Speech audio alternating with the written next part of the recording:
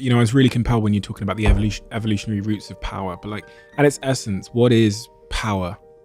It's not what you think it is. It's not, Vladimir Putin or presidents or Biden or all these political figures and these big games. Power is a feeling. It's an essence. It's an emotion. It's a human need and desire. And really, what power is a sense of understanding yourself and being able to control yourself. So the way I look at it, I like to look at it not through the lens of great power politics, but as an average, everyday human being here in the United States or in England. The feeling that you have with your children, with your spouse, with your colleagues, the people who work for you, the sense that you have no control, that you can't influence them with your ideas, that you can't get them to maybe, soften some of their ugly behavior if they have that you can't get them interested in helping you with a project or whatever, is the most miserable feeling a human being can have.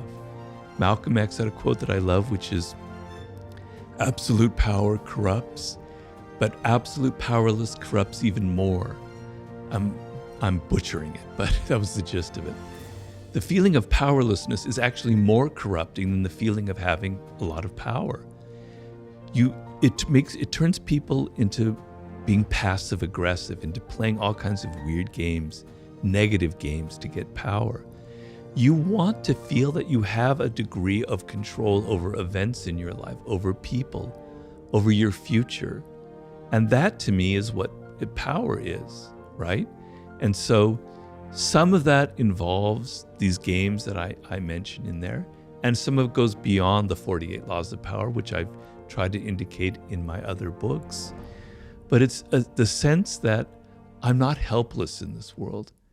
I remember when I first entered the work world as a very naive college graduate with all these ideals and things I'd read, because I studied literature and languages, going, man, this is weird.